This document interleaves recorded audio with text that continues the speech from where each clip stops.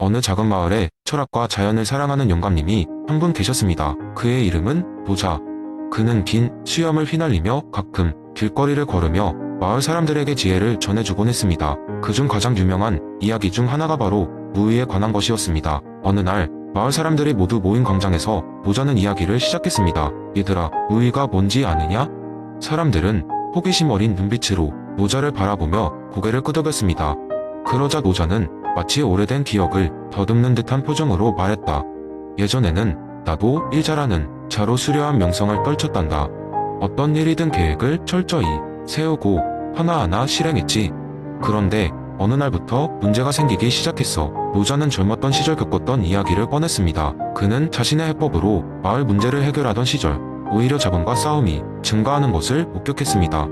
늙은 농부가 들판에 씨를 뿌리는 법에 대해 조언했고, 젊은 어부가 낚시터에서 고기를 더 많이 잡기 위해 새로운 방식으로 그물을 던질 것을 강요했지만 결과는 도리어 흉년과 부족한 어획량으로 돌아왔습니다. 그러던 어느 날 밤, 노자는 자신이 그동안 간과했던 것이 무엇인지 깨닫게 되었습니다. 그 자신이 너무 많은 것들을 억지로 하려 했던 것입니다. 사람들은 각자 자신만의 방법과 스타일로 일을 하고 있었지만 노자는 그들이 명령이 아닌 자연스러운 방법을 찾도록 도와주는 대신 끊임없이 자신의 방법을 강요했던 것이요. 그래, 이게 원인이었다. 무의, 아무것도 하지 않는 것이야. 노자는 혼자 소리쳤습니다. 그는 마을 사람들에게 더 이상 그의 길을 강요하지 않았습니다. 대신 그는 자연스럽게 그들의 방법을 존중했습니다. 농부가 어떻게 씨를 심고 물을 주는지, 어부가 어떻게 그물을 던지는지 그저 관찰하며 조언하지 않고 그들이 필요로 할 때만 가볍게 도와주었습니다.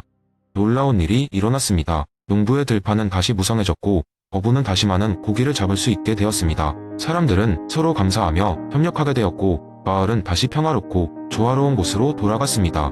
노자는 이 이야기를 마무리하며 말했다. 무의란 무조건 아무것도 하지 않으라는 말이 아니다. 억지로 모든 것을 통제하려 하고 계획하고 실행하는 것이 아니라 자연스럽게 흐르게 두라는 것이다. 그 안에서 우리는 가장 조화롭고 평화로운 삶을 살 수 있다. 노자의 이야기를 들은 마을 사람들은 모두 깊이 감명받았습니다.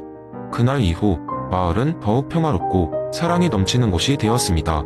사람들은 자신의 방식대로 살아가되 그들은 자연의 흐름을 존중하고 서로를 존중하며 필요할 때만 서로 돕는 법을 배웠습니다.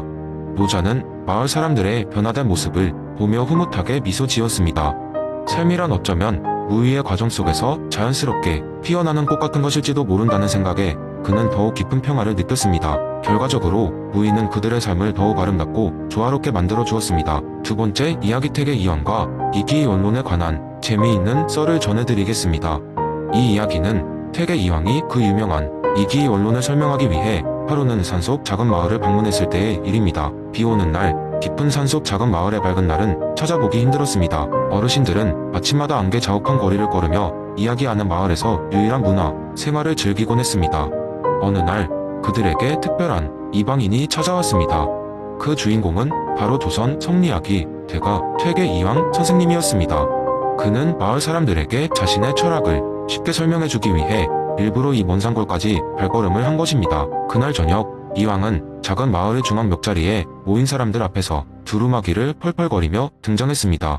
그의 정갈한 모습이 흡사, 신선과 다름없었습니다. 마을 사람들은 그의 등장에 흥미와 기대를 품고 평소 자신들이 이해하기 힘든 성리학을 쉽게 설명해 줄 것을 청했습니다. 이황은 그들에게 자신을 소개하고 잠시 침묵을 지켰다. 그런 다음 차분한 목소리로 말문을 열었습니다. 여러분, 제가 오늘 여러분께 전해드릴 이야기는 이른바 이기연론입니다. 이를 쉽게 풀어 설명하겠습니다. 먼저 이황은 민들레 꽃을 하나 꺼내 들었습니다. 이 민들레를 보세요. 이 민들레가 존재하기 위해 필요한 두 가지 요소가 있습니다. 하나는 이, 또 하나는 기입니다. 이는 민들레가 가진 보편적 본질, 민들레가 왜 민들레인지 설명하는 원리입니다. 반면 기는 이 민들레가 실제로 여기 이렇게 피어 있을 수 있게 해주는 물질적 요소입니다. 마을 사람들은 고개를 끄덕이며 듣기 시작했습니다. 여러분, 이황이 이어서 말했습니다. 우리 인간도 마찬가지입니다. 우리 내면의 도덕적 본질은 이에 의해 결정됩니다. 이것이 우리의 본성입니다. 그러나 우리가 이러한 도덕성을 현실에서 어떻게 발현하는지는 기에 의해 영향을 받습니다. 우리의 실천적 행위와 생활이 내용은 기에 달려있는 것이요. 그 말을 듣던 중 모자란 것으로 소문난 마을의 젊은 청년 희망 있는 손을 번쩍 들었습니다. 선생님, 그럼 예를 들어 제가 양심적으로 장사를 하려는 마음은 이지만 실제로 어떻게 장사하는지는 기에 달린 거라고 이해하면 되나요? 이황은 미소 지으며 고개를 끄덕였다. 그렇습니다. 희망이 같은 친절한 마을 청년이 올바른 도덕적 마음을 품더라도 그 마음을 현실에서 행동으로 옮길 때만은 다양한 영향을 받게 됩니다. 이 기는 우리의 환경, 상황, 감정 등 여러 가지 요소를 포함하죠. 그러니 양심적으로 장사하려는 마음이 좋은 이라면 그 마음을 지키기 위한 기를 잘 관리하는 것도 아주 중요합니다. 사람들은 이황의 설명에 점차 흥미를 가지게 되었습니다. 그러자 초롱초롱한 눈빛을 가진 마을의 작은 소녀 윤희도 손을 들고 물었습니다. 선생님, 그럼 자연의 변화도의와 기로 설명할 수 있나요? 물론, 이황은 답했습니다. 자연의 변화도의와 기로 설명할 수 있습니다. 예를 들어 나무가 자라는 이치는 보편적 원리인 이이고 자람의 실제적인 과정과 그 모습은 기입니다. 이런 식으로 자연과 우주의 모든 현상이 이와 기의 상호작용으로 발생한다고 볼 수 있습니다. 이황의 이야기는 밤새도록 이어졌습니다. 마을 사람들은 그의 깊은 철학적 이론을 통해 새로운 시각을 얻으며 그 후로도 오랫동안 이기이론을 잊지 않고 깊이 새겨두게 되었습니다. 이 이야기는 이황이 단순히 고리타분한 학자가 아닌 사람들에게 쉽고 친근하게 다가가고자 노력한 모습을 보여주는 한 편의 에피소드가 되었습니다.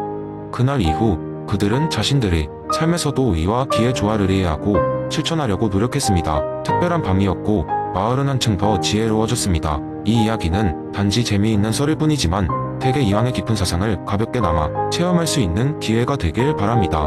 세 번째 이야기. 한 번은 대학 친구들끼리 모여 어느 산속 고즈넉 한 절에 놀러가기로 했습니다. 다름 아닌 대한민국 대표 심신수련 여행지로 알려진 곳이었죠. 정말로 고즈넉하다는 말을 실감할 수 있던 곳이었어요. 첫날 저녁 산속의 절에서 머무르며 모두가 방 한켠에 모여 즐거운 시간을 보내고 있었습니다. 그러다 한 친구가 갑자기 말했다. 야, 우리 오늘은 아무 이야기나 하지 말고 철학적인 얘기나 해볼까? 다들 웃으며 동의했습니다. 그러다 또 다른 친구가 제안했습니다. 그럼 누가 먼저 이야기를 꺼내줄래? 나는 율곡 이이에 대해서 알고 싶어. 다들 머리를 갸우뚱했어요. 율곡 이이라는 사람에 대해서는 대충 알았지만 정확히 어떤 철학을 이야기할지를 확장하지 못했던 거죠. 그런데 겉모습만 보면 늘 웃고 다니며 놀기만 하던 완전히 엉뚱한 친구가 갑자기 손을 번쩍 들더니 자신있게 말했습니다. 율곡 이이의 이기론에 대해서 알고 싶어. 난 다 알지. 좀 의아했지만 친구들은 그의 말을 듣기 위해 일단 조용히 했습니다. 자, 기와 기는 기본 중의 기본이야. 이는 모든 사물의 본질적인 원리나 이치를 말해. 비물질적이고 변하지 않는 영원한 원리지. 반면 기는 물질적인 요소로 만물의 구성 요소이자 변화와 운동을 일으키는 힘이야. 한번 쉽게 예시를 들어볼게. 그 순간 그는 방안을 둘러보며 헬멧을 꺼냈습니다. 여러분, 바로 이 헬멧이 이입니다. 이 헬멧은 안전을 지키는 원리와 목적을 가지고 있어. 무조건 이 원리와 목적은 변하지 않지. 그리고는 갑자기 헬멧을 눌러 시계를 맞추려고 노력하던 친구에게 다가갔습니다. 자, 제 시계는 기야. 이건 헬멧의 실제 물질적 변화를 이끌어 나가는 요소이지. 내 말이 이해가 되나? 하지만 이는 항상 존중받지 않지. 안 그래? 헬멧을 썼어도 제대로 관리하지 않으면 헬멧의 원리도 무용지물이지. 이는 기와 함께 있을 때에야 비로소 그 존재의 의미를 발휘하는 거야. 사람들은 고개를 끄덕이며 조금씩 이해하기 시작했습니다. 하지만 또 다른 친구가 질문을 던졌습니다. 그러면 이를 그냥 두고 기만으로도 모든 걸 해결할 수 있을까? 이제는 좀 더 자신있게 이야기를 이어갔습니다. 그렇지 않아. 이는 기와 함께 해야만 해. 예를 들어 너희들이 헬멧을 쓰고 있지 않으면 헬멧의 원리나 목적이 무용지물이 되는 것처럼 말이야.